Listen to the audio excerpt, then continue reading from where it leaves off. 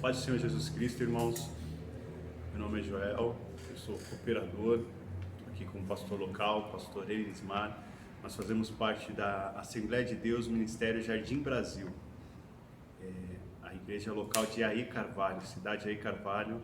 Nós estamos na rua Santana do Agreste, número 32. Devido à epidemia, nós, em reunião com os demais líderes, com a igreja, nós chegamos à conclusão de manter os cultos online. Hoje nós vamos gravar o culto de ensinamento.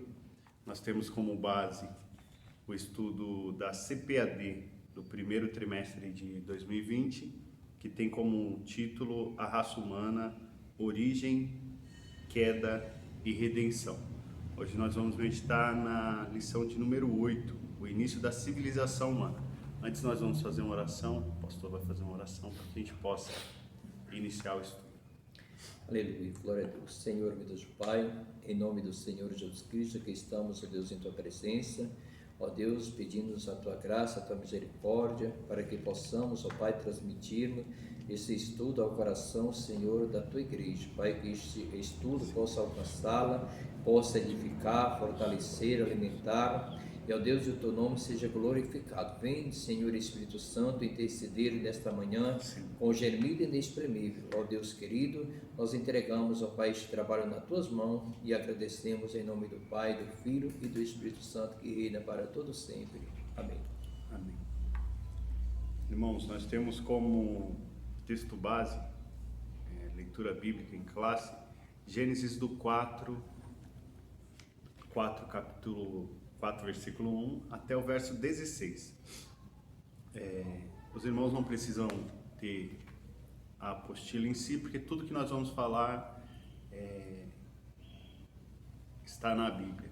Então, basta os irmãos terem uma Bíblia, a gente consegue, os irmãos vão conseguir absorver tudo que vai ser dito aqui.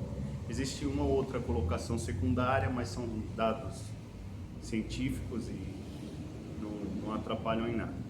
A leitura de Gênesis 4:1, do 1 ao 16, eu vou fazer agora, diz assim a Bíblia Sagrada.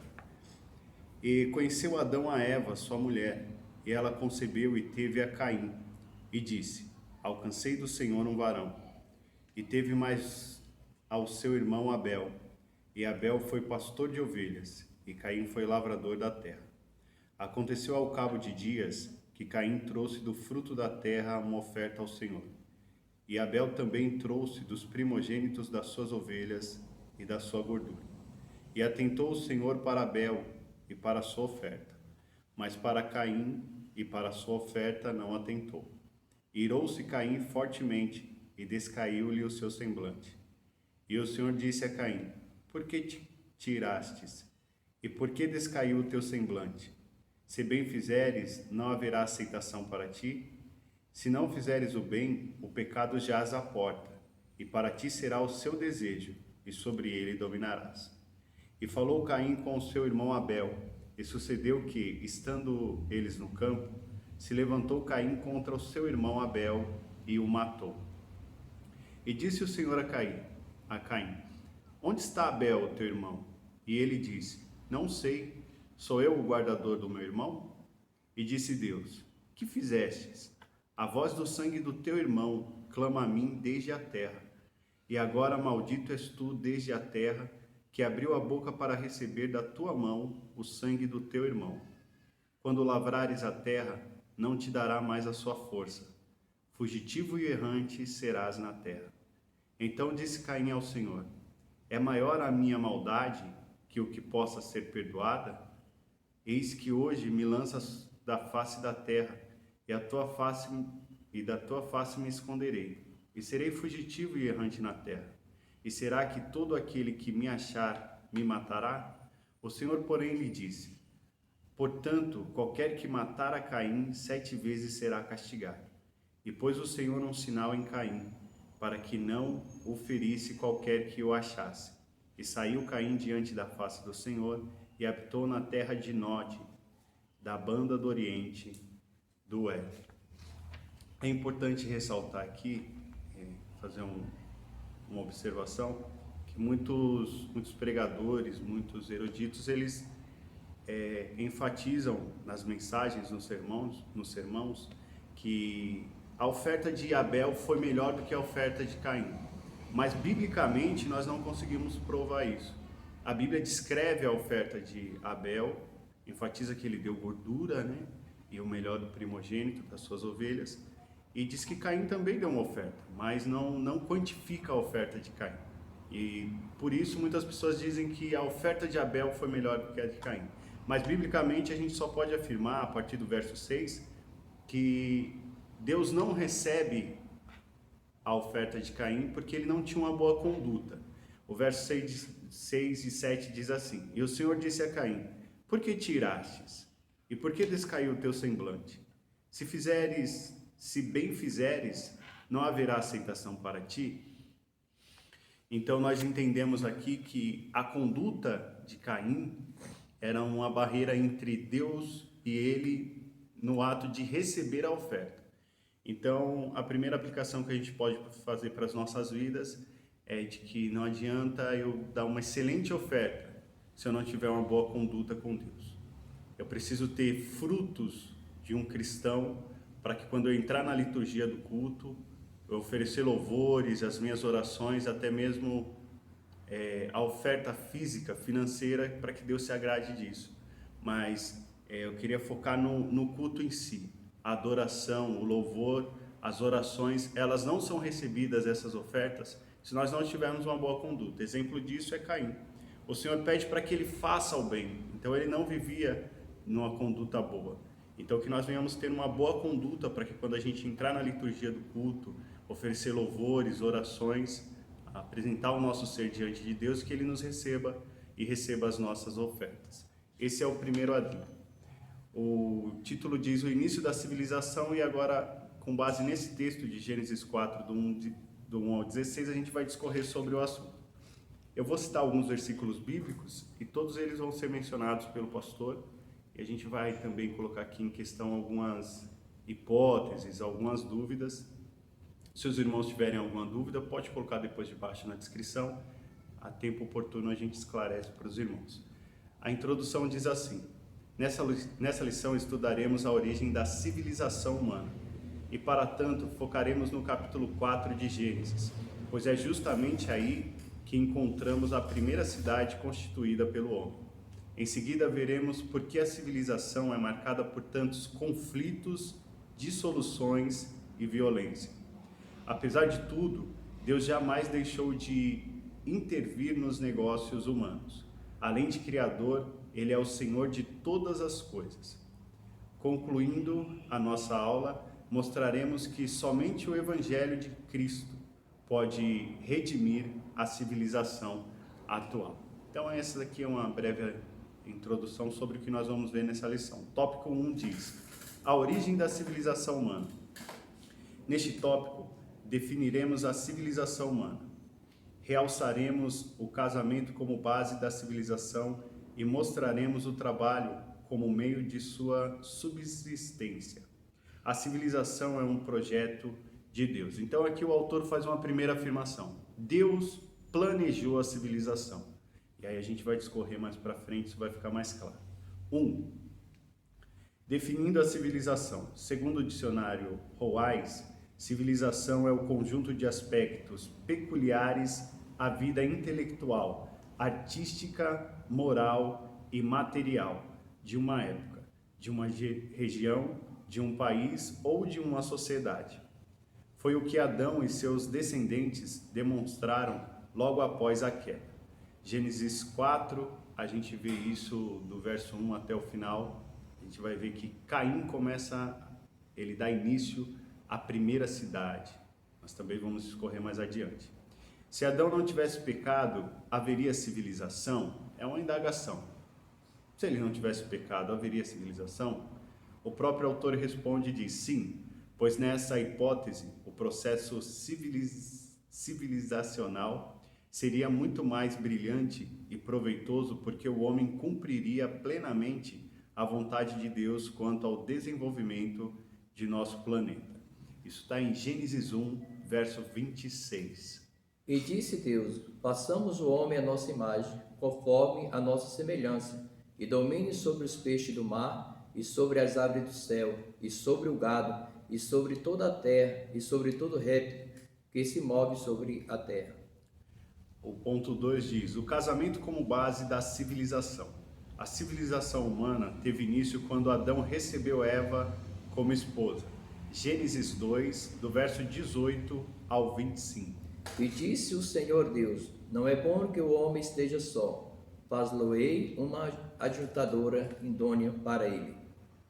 Havendo, pois, o Senhor Deus formado da terra todo o animal do campo e toda a ave do céu, os trouxe Adão para este ver como lhe chamaria. E tudo o que Adão chamou a toda a alma vivente, isso foi o seu nome. E Adão pôs os nomes a todo o gado, e às aves do céu, e a todo o animal do campo, mas para o homem não se achava ajudadora idônea. Então o Senhor Deus fez cair um sono pesado sobre Adão, e este adormeceu, e tomou uma das suas costelas e cerrou a carne em seu lugar. E da costela que o Senhor Deus tomou do homem, formou uma mulher e a trouxe a Adão. E disse-lhe Adão: esta é agora osso dos meus ossos e carne da minha carne. Esta será chamada mulher, portanto do homem foi tomada. Portanto deixará o homem o seu pai e a sua mãe, e apegar-se-á à sua mulher, e será ambos uma carne. E ambos estavam nus, o homem e a sua mulher, e não se envergonhavam. A partir daí, não somente a família, mas a nação, o povo e o Estado tornaram-se possíveis. Ele sugere aqui também, o autor, a leitura do capítulo 5 e do 10, que vai falar sobre a genealogia de Caim, Adão e Eva, até Caim, depois Sete, e também a genealogia de Noé. Daí vem Jafé, Sem e Cã e todos os demais, até Abraão. Enfim, a afirmativa aqui é que quando Deus cria a mulher como adjuntora, que ela vê que o homem, não é bom que o homem viva só, uma vez que o homem estava dando nome aos animais, ele sente esse vazio, essa ausência de uma adjuntora. Deus, na sua soberania do homem, cria a mulher, e daí se torna possível a família, porque daí em diante eles gerariam filhos, uma vez que o homem provê da semente humana, a mulher do solo fértil para reprodução. Mais à frente a gente vai ver que é uma ordenança divina que o homem frutifique, povoe a terra. Então daí passa a ser possível a família, com a criação da adjuntora, passa a ser possível a família, o Estado, a nação e a sociedade em si. Portanto, sem o casamento, cujo real modelo encontramos na Bíblia Sagrada, a civilização humana seria impossível.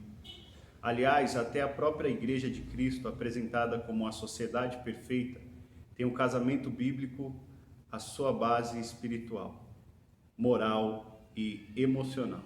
A gente encontra isso no texto de Efésios 5, do 22 ao 30. Vós, mulheres, sujeitai-vos aos vossos maridos como ao Senhor. Porque o marido é a cabeça da mulher, como também Cristo é a cabeça da igreja, sendo ele próprio o salvador do corpo. De sorte que, assim como a igreja está sujeita a Cristo, assim também as mulheres sejam em todo sujeito aos seus maridos. Vós, marido, amai vossas mulheres como também Cristo amou a igreja e a si mesmo se entregou por ela, para santificar, purificando com a lavagem da água pela palavra, para apresentá-la a si mesmo igreja gloriosa, sem mácula, sem ruga, sem coisa semelhante, mas santa e irrepreensível. Assim deve os maridos amar as suas próprias mulheres, como ao seu próprio corpo. Quem ama a sua mulher, ama-se a si mesmo. Porque nunca ninguém odiou a sua própria carne, antes alimenta e sustenta, como também o Senhor a igreja. Porque somos membros do seu corpo, da sua carne e todos os seus ossos. É interessante que na nossa liturgia, nós assembleanos, e em outras igrejas também se aplica, na maioria delas, a igreja funciona como uma sociedade. Se você tiver filhos, tem o departamento dos filhos. Se você tiver uma esposa, tem o departamento da sua esposa. Se você, marido, tem o seu departamento também. E outros que abrangem a todos, como o louvor. Todos fazem parte do louvor, embora cada um tenha o seu departamento específico. Então a igreja em si é um modelo. Dois adendos também que podem ser feitos aqui, que é importante, que às vezes gera dúvida no estudo e na convivência da igreja, é de que sim, a mulher deve ser submissa ao homem, mas o homem deve amar a mulher como Cristo amou a igreja e zelar por ela como ele zela pelo seu próprio corpo. Sendo assim, a vida cristã familiar ela vai acontecer de forma exemplar e o nome de Deus vai ser glorificado. 3. A subsistência da civilização. A Bíblia Sagrada apresenta o trabalho não como um fim em si mesmo, mas como um meio à subsistência humana. Salmos 128, verso 2. Pois comerá do trabalho das tuas mãos, feliz será e te irá bem. 2 Tessalonicenses, capítulo 3, verso 10. Porque quando ainda estavam conosco, vos mandamos isto, que se alguém não quiser trabalhar, não coma também. São dois textos distintos. O primeiro texto, o salmista aconselha que a pessoa que tem atividade trabalhista, ela se torna uma pessoa mais feliz, por poder ver os resultados do seu trabalho, colher seus frutos. E em segundo ponto, Paulo fala aos Tessalonicenses a respeito de obreiros ou de pessoas que se uniram à igreja da época, mas viviam ali no marasmo. Eles não tinham atividades trabalhistas e se tornavam um peso para os demais. Sendo assim, Paulo diz, que quando esteve com eles, ele mesmo trabalhou para dar exemplo, e que se alguém não quiser trabalhar, quiser tirar proveito da sociedade cristã que se formava ali, da primeira igreja, a igreja primitiva, que esse também não coma, porque se ele está ali só para tirar proveito, ele não é digno dos mesmos privilégios que os demais, uma vez que o próprio Paulo foi para lá e trabalhou para dar exemplo. A continuidade diz assim: quer o homem tivesse pecado, quer não poderia escapar ao trabalho, pois o próprio Deus é apresentado por Jesus como um exemplo, nessa área. Gênesis 2, do verso 1 ao 3. Assim os céus, a terra e todo o seu exército foram acabados. E havendo Deus acabado no dia sétimo a obra que fizeram, descansou no sétimo dia de toda a sua obra que tinha feito. E abençoou Deus o sétimo dia e o santificou, porque nele descansou de toda a sua obra que Deus criara e fizera. Outro texto é João, o Evangelho segundo escreveu João, capítulo 5, verso 17.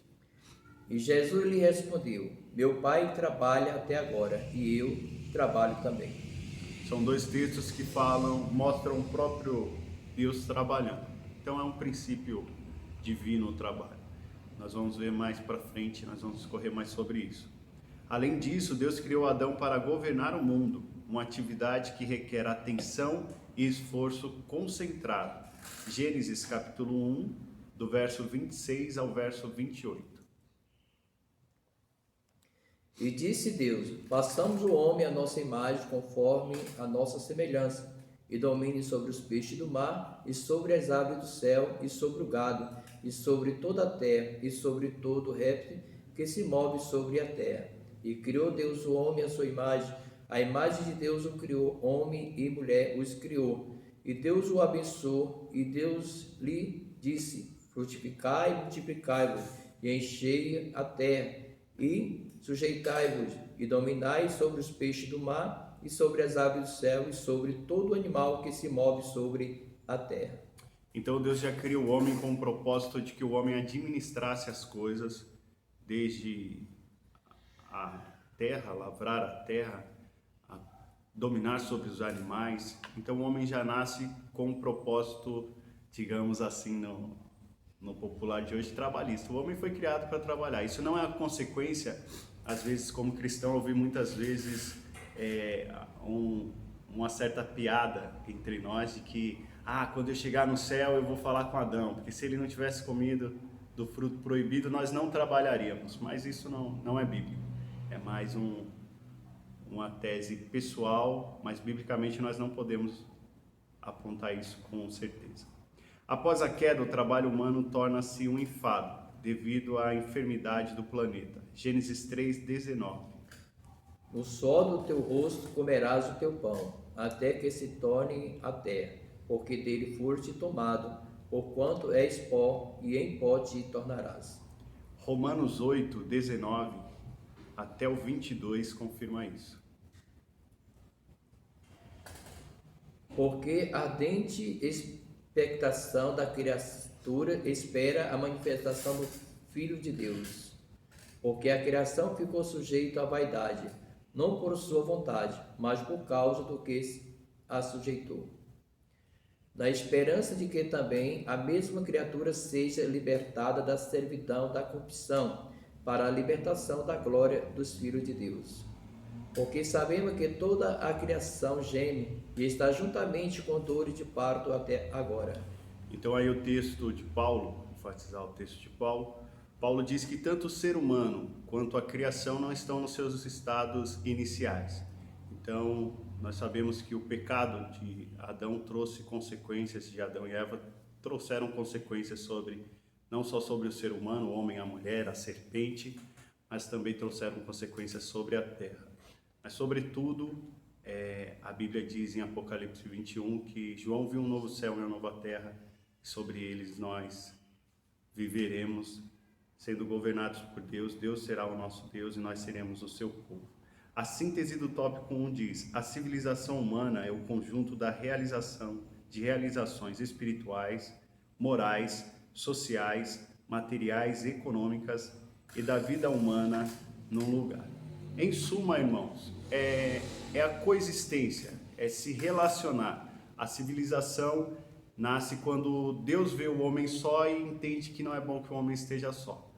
Daí então ele cria a mulher, logo nasce a possibilidade da família, do Estado, da sociedade na sua plenitude. O tópico 2 diz assim: civilização e conflito. Observemos agora como a inveja, o homicídio, a poligamia e a desordem social marcam a civilização humana desde o início. Um diz Caim e Abel. Os primeiros filhos de Adão dedicaram-se às substâncias básicas da civilização humana, a agricultura e a pecuária. Caim fez-se lavrador, enquanto Abel, seu irmão, dedicou-se ao pastoreio. Isso está confirmado em Gênesis 4, verso 2. E deu à luz mais a seu irmão Abel. E Abel foi pastor de ovelha e Caim foi lavrador da terra. Sem ambas as atividades, a civilização torna-se inviável. Eclesiastes, capítulo 5, verso 9.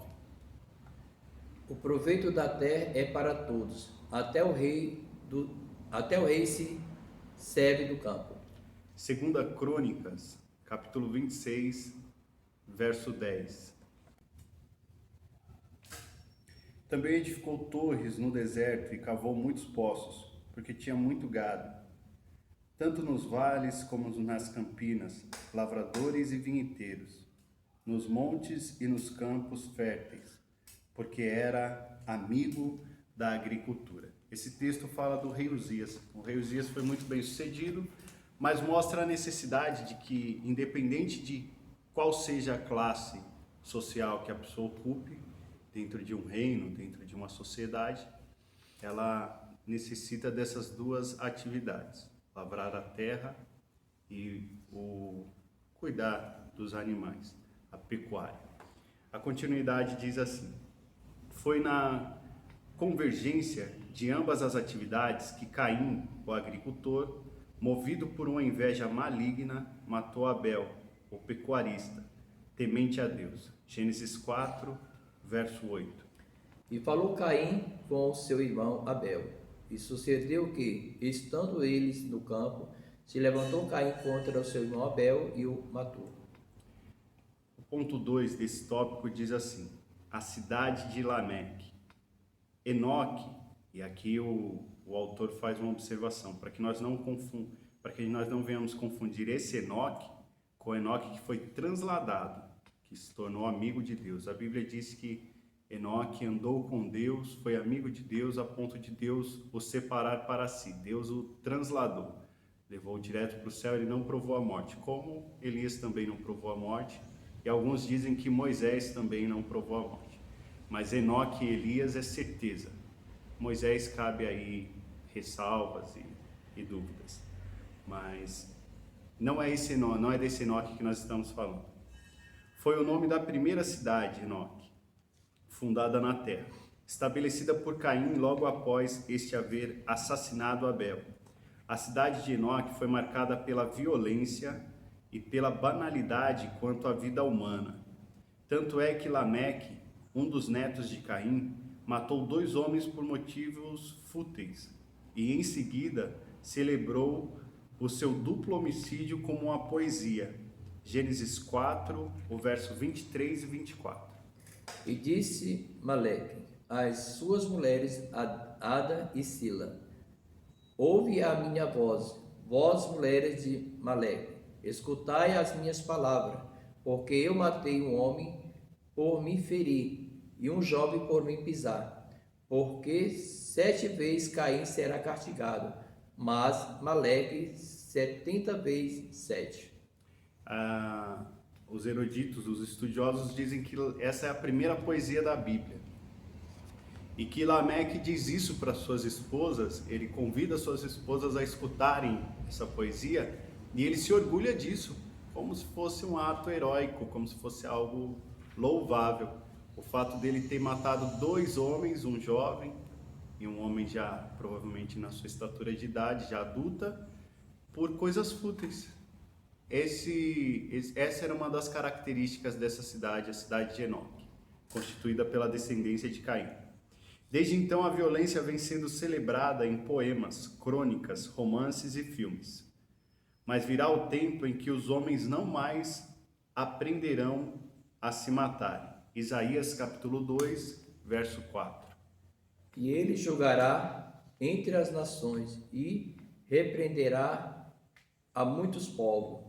E estes converterão as suas espadas em enxadões e as suas lanças e foices. Uma nação não levantará espada contra outra nação, nem aprenderão mais a guerrear. Esse texto fala simbolicamente de Jesus Cristo. Não está na apostila, mas eu vou fazer menção também de Apocalipse 21, que vem a calhar. Fala sobre esse novo tempo que nós vamos viver no céu com o Senhor Jesus Cristo, quando Ele voltar para buscar a sua igreja. Apocalipse 21, do verso 1 em diante, diz assim: E vi um novo céu e uma nova terra, porque já o primeiro céu e a primeira terra passaram, e o mar já não existe. E eu, João, vi a cidade santa, a nova Jerusalém, que de Deus descia do céu, adereçada como uma esposa ataviada para o seu marido. E ouvi uma grande voz do céu, que dizia: Eis aqui o tabernáculo de Deus com os homens, pois com eles habitará, e eles serão o seu povo, e o mesmo Deus estará com eles, e será o seu Deus. E aqui está a ênfase do texto, que não haverá mais guerra, nada disso. E Deus limpará dos seus olhos toda lágrima, e não haverá mais morte, nem pranto, nem clamor, nem dor, porque já as primeiras coisas são passadas. Então, nós cremos, nós cristãos, que haverá sim esse tempo em que o Senhor Jesus Cristo voltará para arrebatar a sua igreja e que aí não haverá mais essas coisas. Essa maldade do ser humano que havia ali por parte de Lameque, a descendência de Caim, ela não haverá mais. A continuidade diz assim, é o ponto 3. A tecnologia, paralelamente à sua iniquidade, a civilização caimita, instalada na cidade de Enoque, experimentou grande progresso tecnológico, econômico e artístico. Havia ali fabricantes de tendas, criadores de gado, metalúrgicos e músicos. Nós vamos ver isso em Gênesis 4, do verso 20 ao 22. E Ada deu à luz a Jabal. Este foi o pai dos que habitam em tendas e tem gado. e o nome do seu irmão era Jubal. Este foi o pai de todos os que tocam harpa e órgão. E Zila também deu à luz a Tubal-Caim, mestre de toda a obra de cobre e ferro. E a irmã de Tubal-Caim foi Noema. Então nós vemos aí que ele cita essas três atividades. Ele cita a criação das tendas, ele cita a criação da harpa, do órgão, e ele cita também a parte metalúrgica, que eles difundiam ferro e cobre. Então, além de crescerem como sociedade, ter esses problemas de comportamento, eles também experimentaram tecnologias. Eles eram capazes de desenvolver, foram capazes de desenvolver essas tecnologias. Síntese do tópico 2. Os diversos conflitos marcam a história da civilização humana. Infelizmente, isso é fato, irmãos. Desde Caim e Abel, o primeiro homicídio, existe conflito entre os homens. Nós já vivemos 2 guerras mundiais. Fora isso, nós tivemos a Guerra Fria, que os Estados Unidos ficou aí em ameaças com outros diversos países. E nós vimos também a Guerra do Iraque agora, nessas últimas décadas.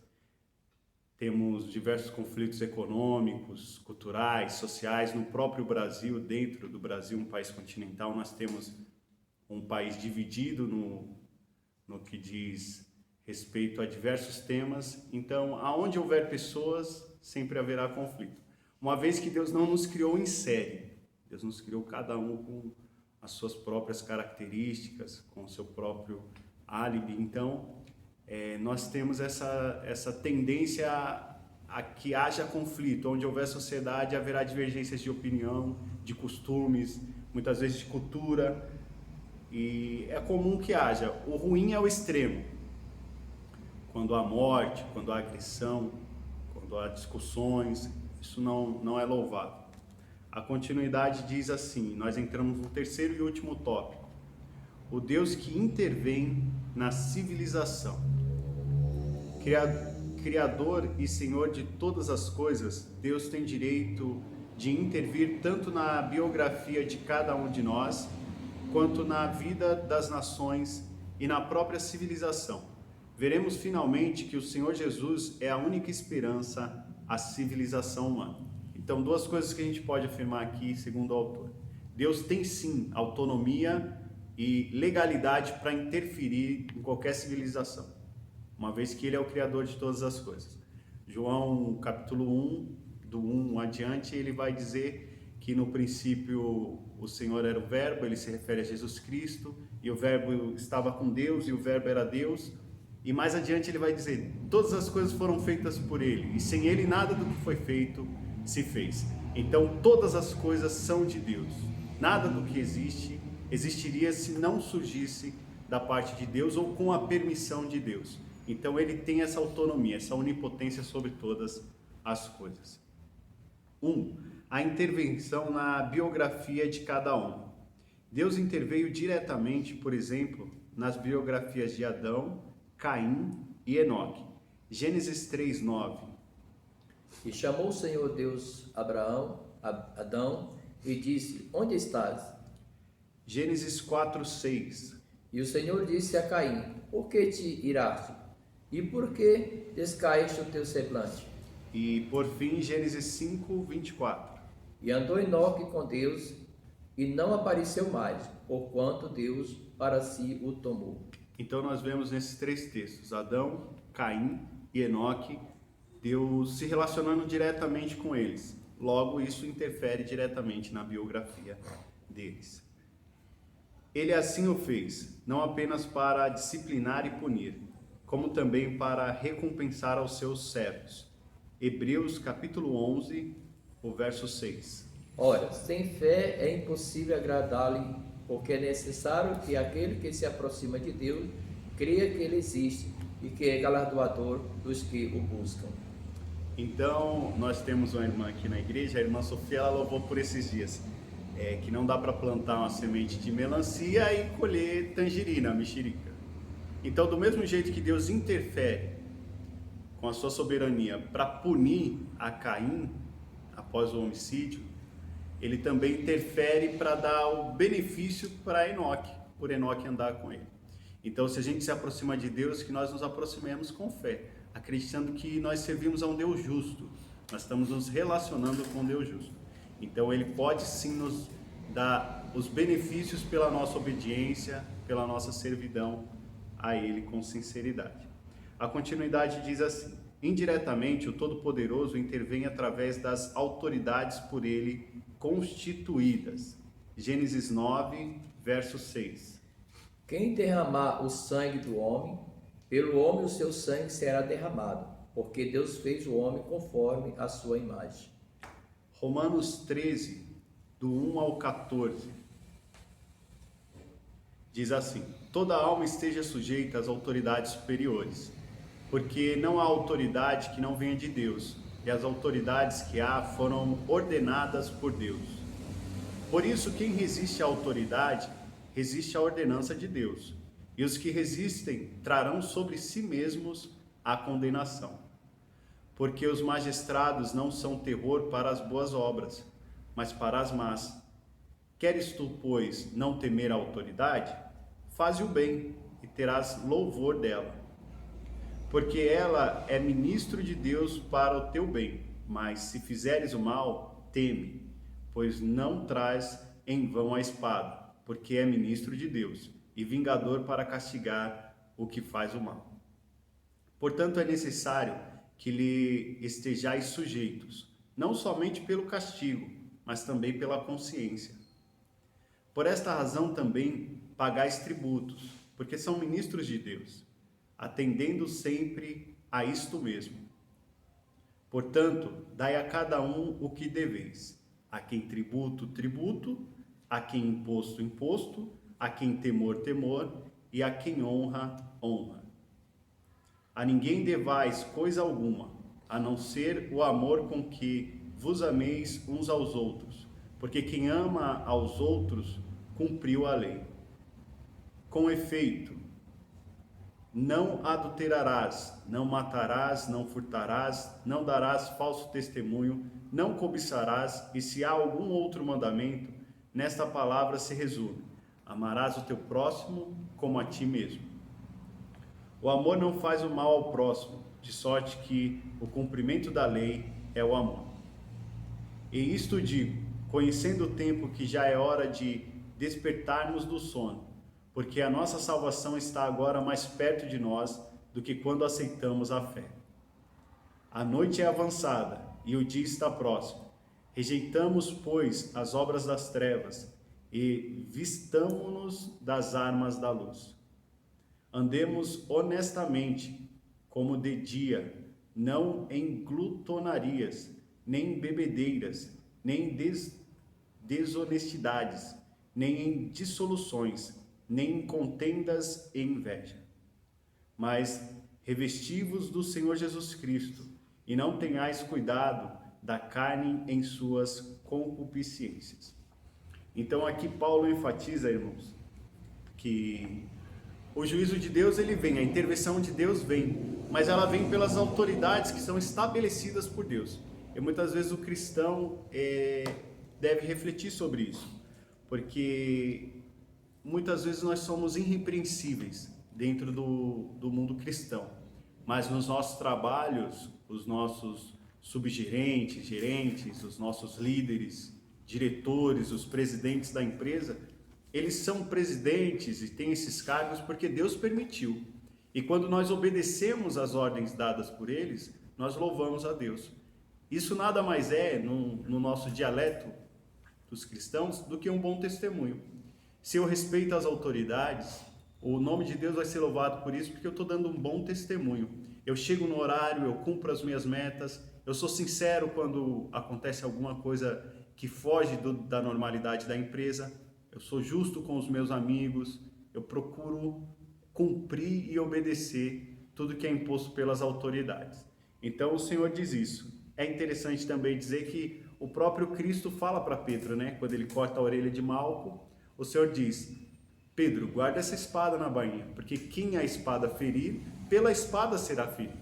Então o próprio Deus está dando um exemplo ali para Pedro: ó Pedro, você vai machucar Malco, vai vir outro soldado e vai te machucar. E muitas vezes tem até uma piada, uma reflexão, não chega a ser uma piada, que o rapaz ele naufraga. E aí ele fica ali à deriva, boiando nos restos do seu barco, e aí passa um helicóptero. Aí o rapaz dá um sinal lá em cima e fala, você precisa de ajuda? Aí ele fala, não, Deus vai me salvar.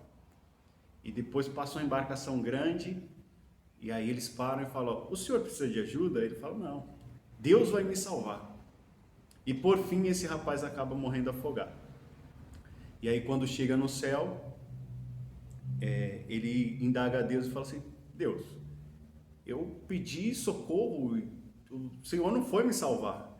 Aí ele diz assim, eu mandei o rapaz no helicóptero, você não aceitou. Eu mandei o rapaz no navio, você também não aceitou.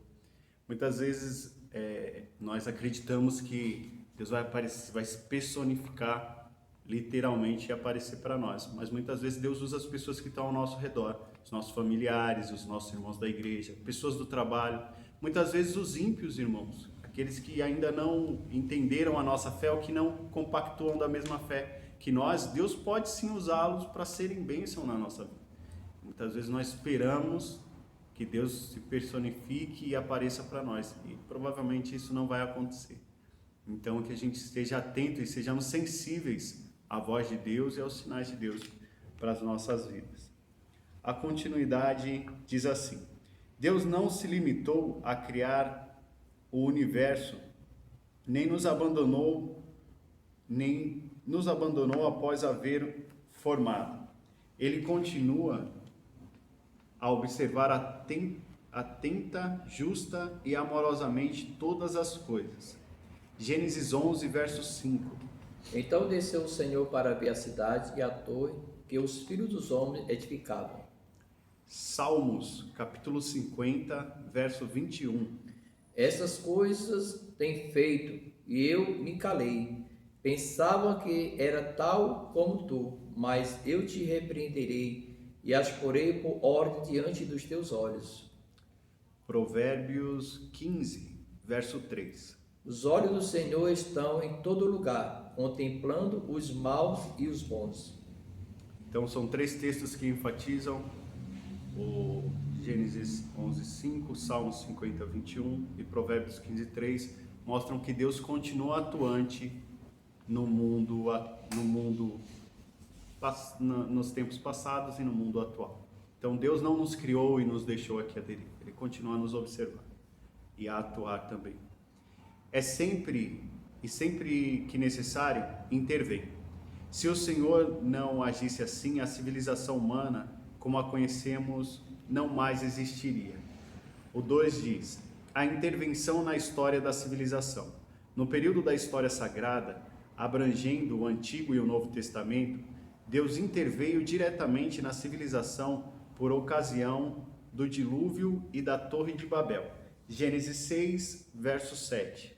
E disse o Senhor, destruirei o homem que criei e sobre a face da terra, desde o homem até ao animal, até ao réptil e até as aves do céu, porque me arrependo de os haver feito. E Gênesis 11, 5. Então desceu o Senhor para ver a cidade e a torre que os filhos dos homens edificavam. Então nós vemos a intervenção de Deus na Torre de Babel, por último, e também no dilúvio, tempo de Noé. E desde então vem o Senhor intervindo na história, por intermédio de reinos e impérios, a fim de impor a sua vontade soberana aos rebeldes e apóstatas.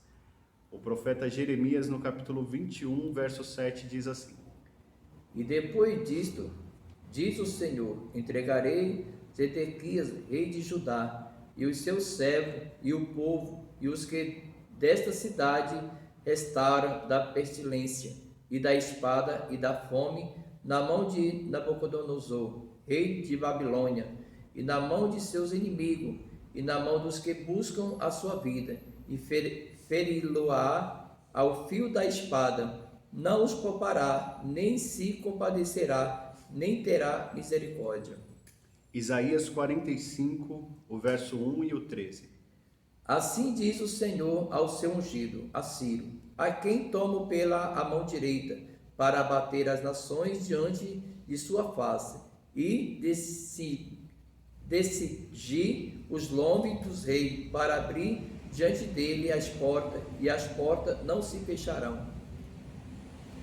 Eu o despertei em justiça, e todos os seus caminhos endireitarei. Ele edificará a minha cidade, e saltará os meus cativos, não por preso, nem por presente, diz o Senhor dos Exércitos. Aqui nós temos o texto de Jeremias 21:7. Ele fala sobre o exílio, o cativeiro na Babilônia.